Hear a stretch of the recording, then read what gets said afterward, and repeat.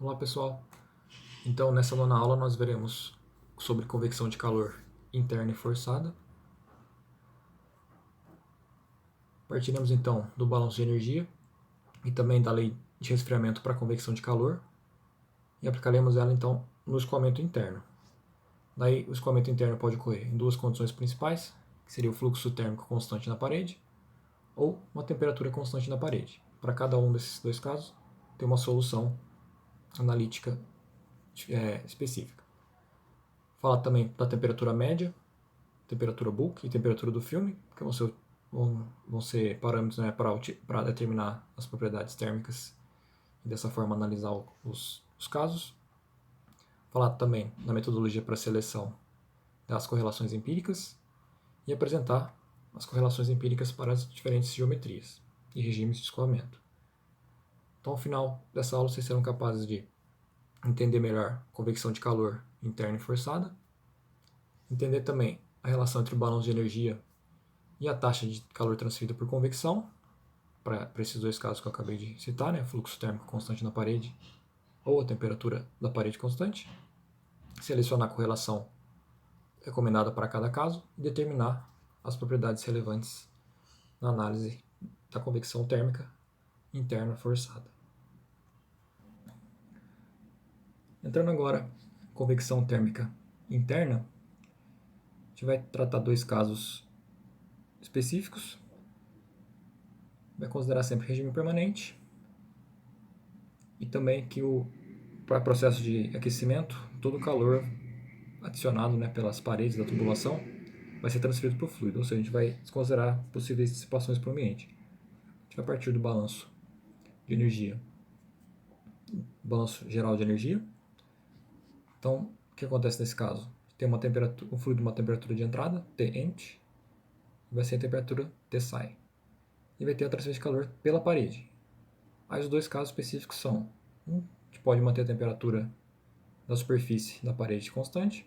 No segundo caso, a gente pode trabalhar com fluxo constante na parede.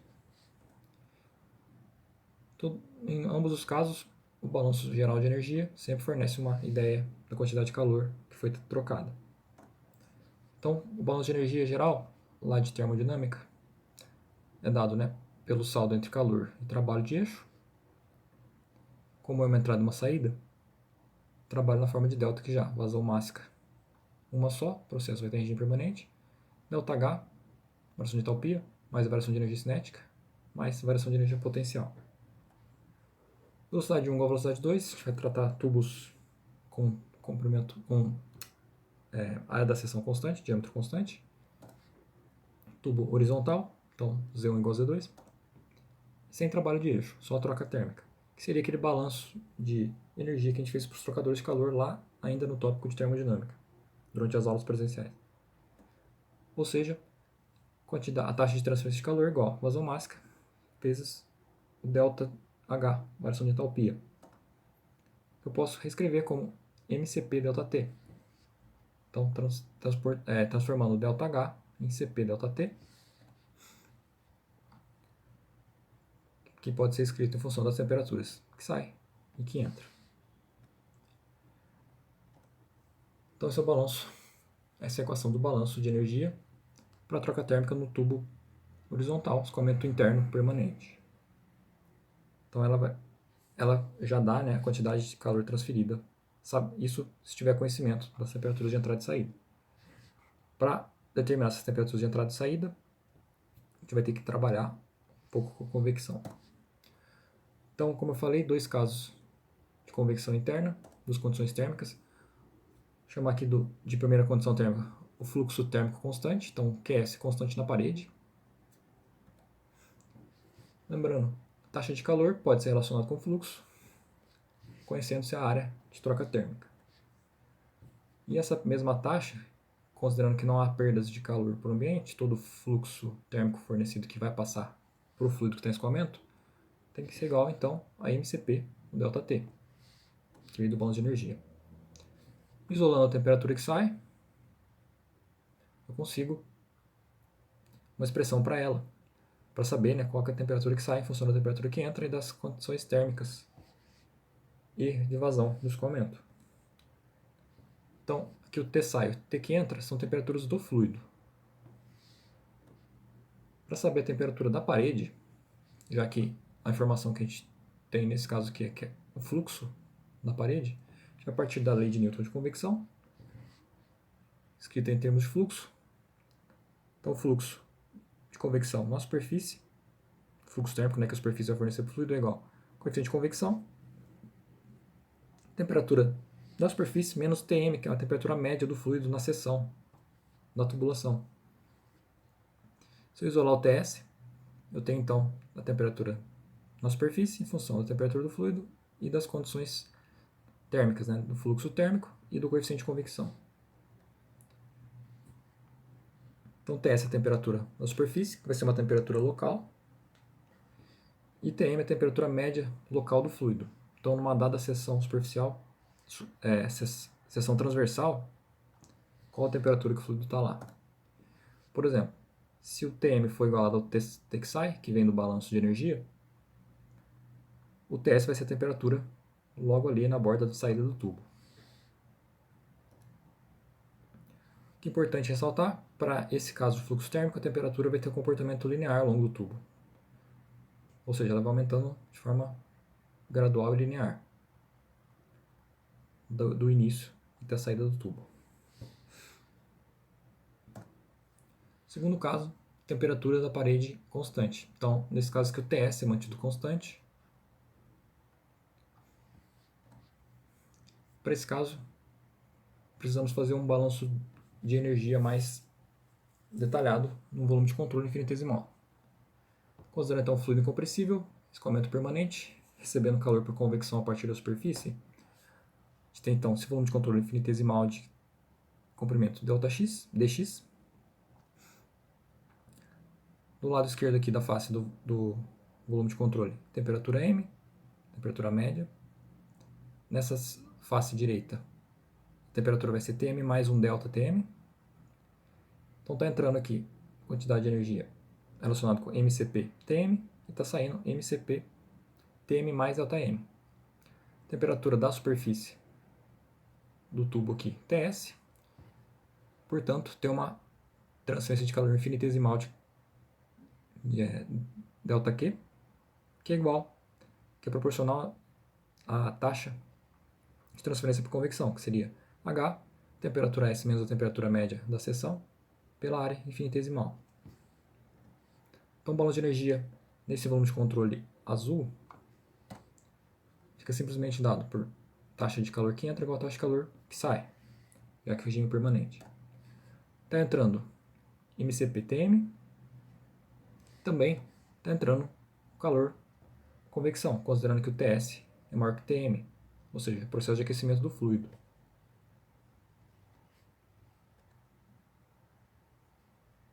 E está saindo MCP Tm mais ΔM, ΔTm.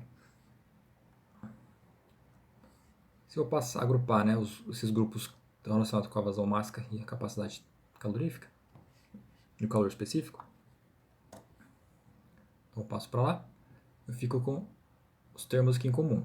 Note que esse termo aqui é igual a esse, só que com sinal invertido. E do outro lado eu tenho o termo da convecção. Portanto, como esses dois termos são iguais, eu cancelo ele. E eu fico com o lado esquerdo da equação como MCP ΔTm igual ao termo relacionado com o transporte de calor por convecção. Para conseguir tirar a informação dessa equação, eu tenho que dar um rearranjo, porque eu quero saber como o Tm está relacionado com a variação da área, porque é essa área que eu posso transformar em comprimento. Então, rearranjando aqui, eu fico como aqui tem um Tm desse lado também, tem que agrupar tudo se eu quiser fazer essa integração. Então, passando Ts menos Tm para dividindo o termo dTm, e também passando MCP para o outro lado, chego nessa relação. E aqui, o que é possível fazer é que o dA, que é a área infinitesimal, pode ser escrita em função do perímetro do tubo e, consequentemente, do seu comprimento. Então o dx vai ser variável, enquanto o perímetro não, já que a seção do tubo ela tem área constante. Então a equação fica reescrita dessa forma. dTm dividido por Ts menos Tm igual a HPm sobre MCP dx.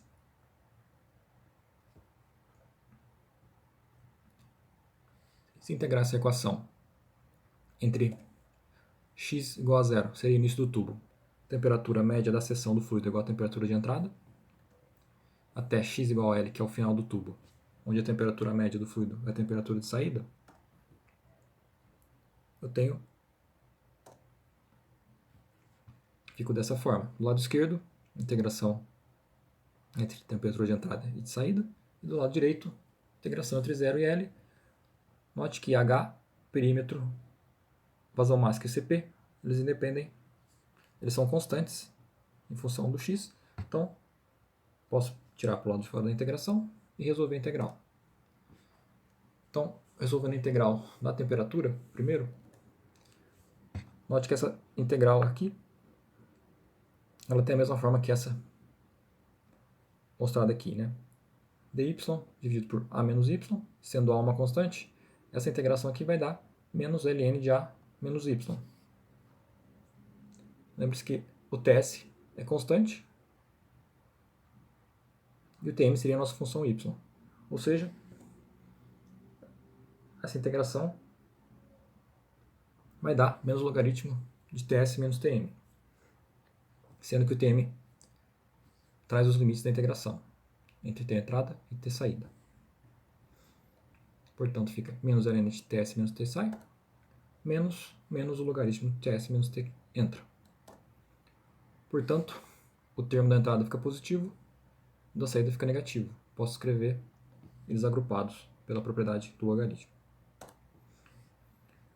Voltando então à expressão que a gente obteve do balanço infinitesimal, todo lado esquerdo da equação vale o logaritmo das diferenças de temperatura, temperatura de superfície menos temperatura de entrada do fluido, dividido pela temperatura de superfície menos temperatura de saída do fluido. Enquanto do lado direito, a integração dá simplesmente de 0 a L dx dá simplesmente o próprio L.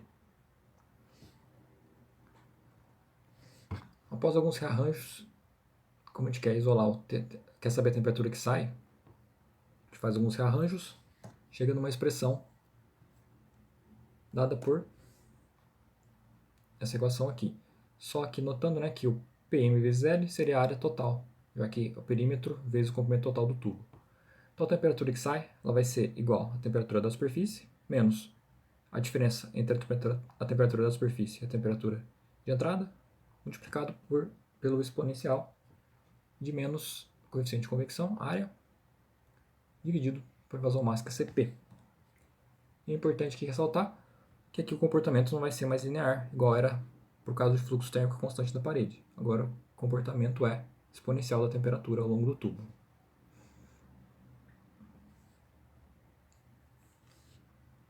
Daí, qual seria a temperatura média representativa para esses casos de convecção forçada externa?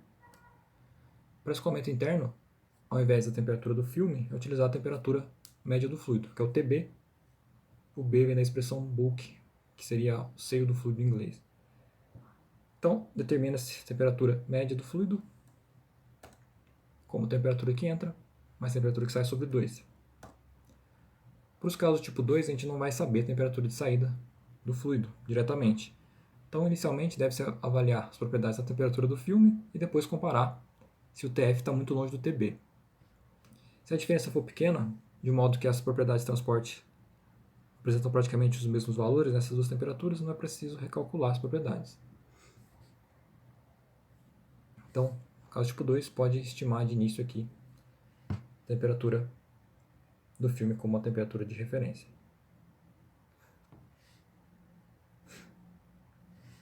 E a temperatura do filme fica dada em função da temperatura de entrada, que vai ser uma temperatura normalmente conhecida.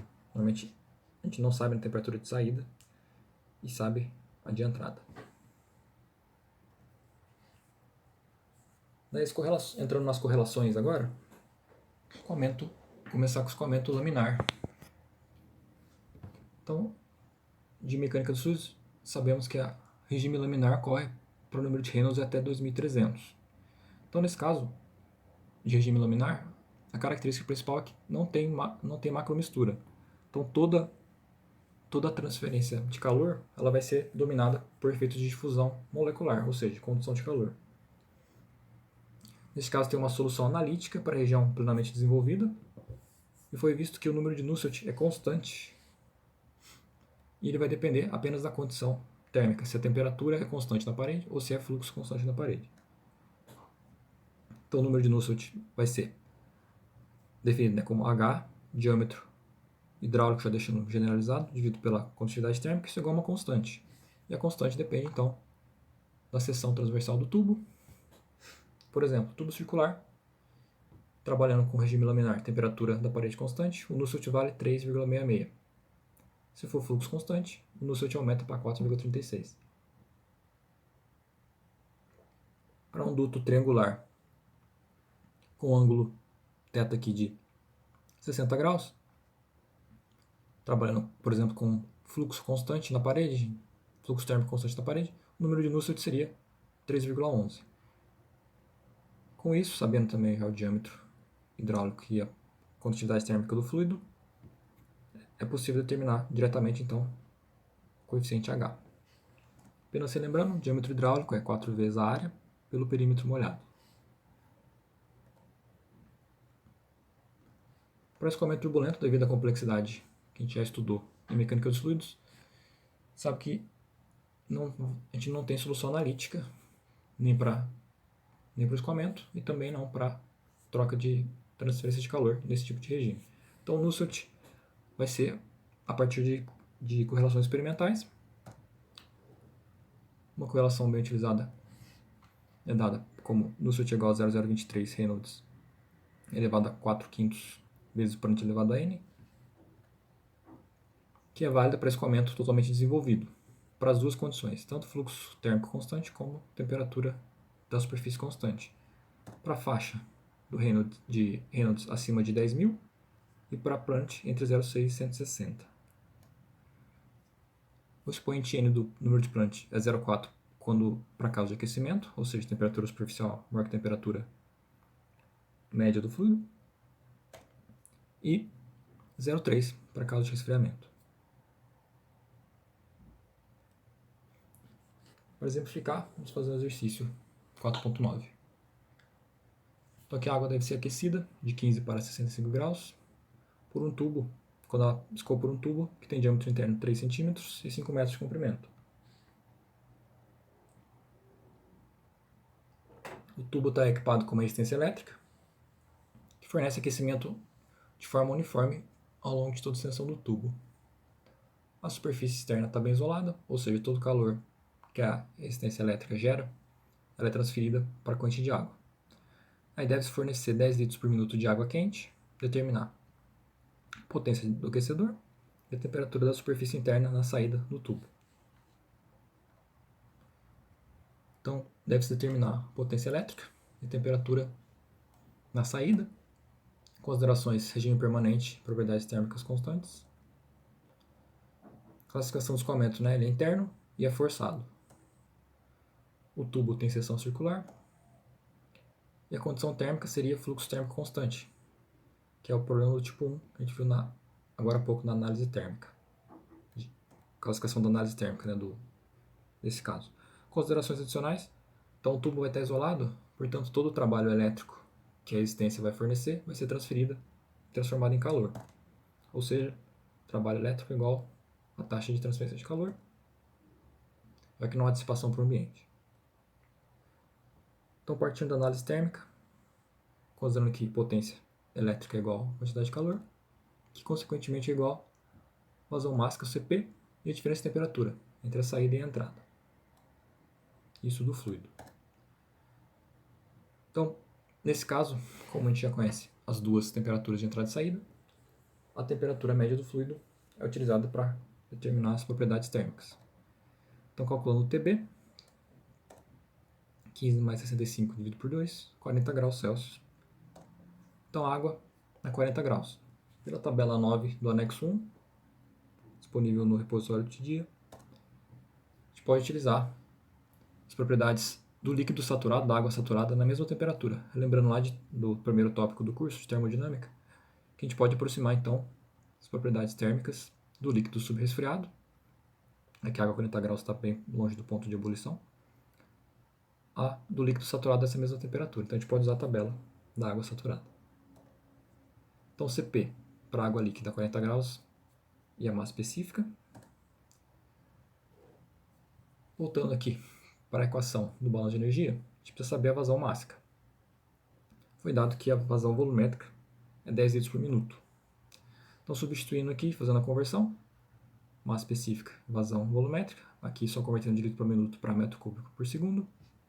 No final, a gente tem que a vazão mássica é 0,165 kg por segundo. Voltando então ao balanço de energia, substituindo os valores, vazão mássica, Cp, diferença de temperatura, a potência elétrica necessária para aquecer então 10 litros por minuto de água nesse tubo é 34.477 watts, ou seja, aproximadamente 34,5 kW, que é a resposta do item A.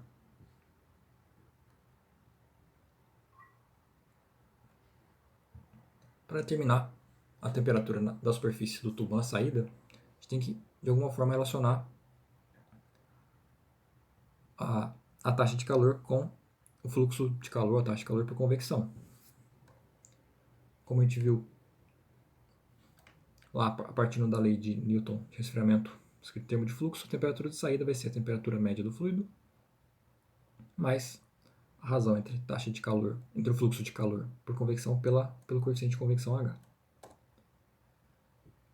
Como é necessário saber a temperatura do fluido da parede do tubo na saída, nosso Tm, que vai representar então a temperatura do fluido na saída, ou seja, Tm vai ser 65 graus, foi fornecido.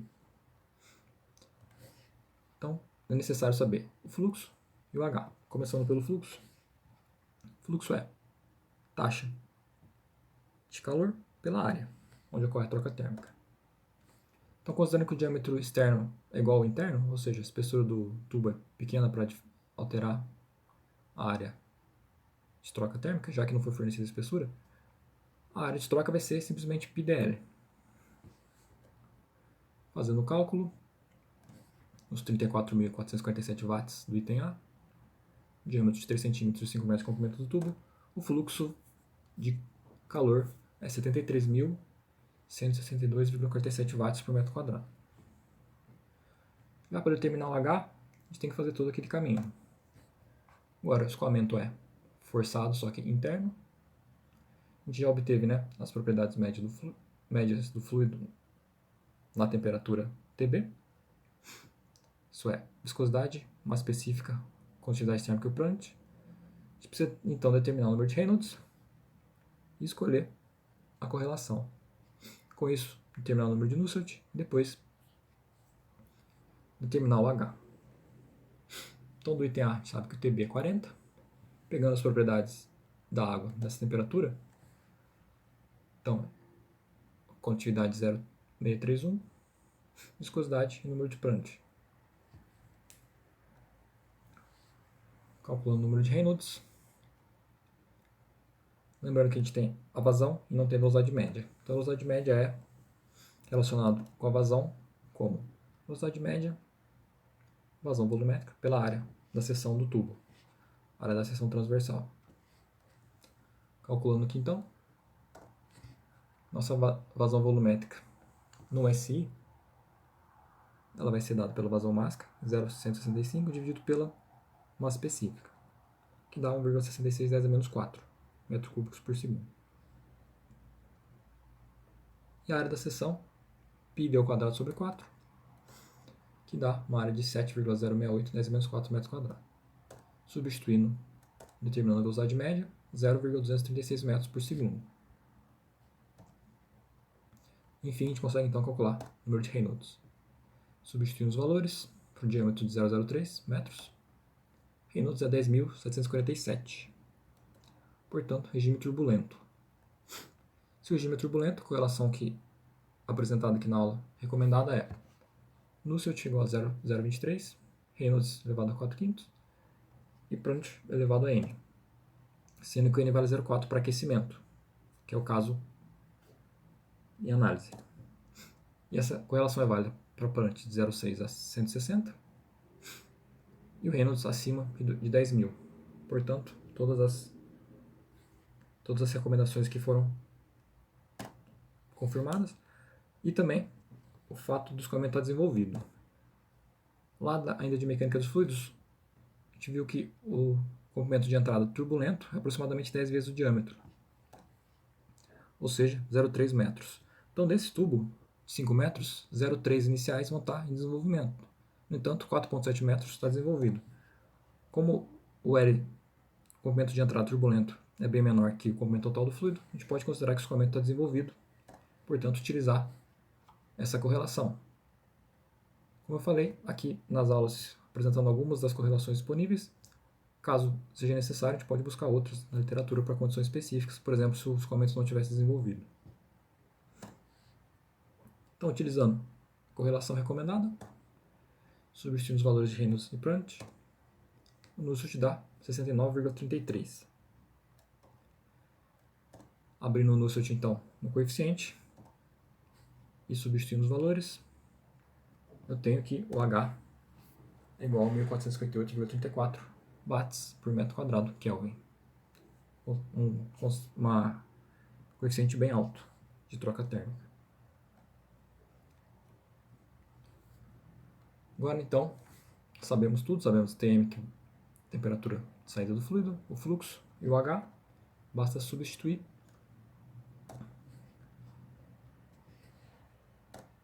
Então, fica, a temperatura da superfície na saída vai ser 65 graus, que é a temperatura média do fluido na seção, mais a razão entre fluxo térmico e coeficiente de convecção. Então, na saída, o tubo está a superfície do tubo está numa temperatura de 115,17 graus Celsius, que é o item B. Dessa forma, então, nós acabamos a parte de convecção forçada. Na 10ª e última videoaula, nós abordaremos a convecção de calor natural. Até a próxima aula.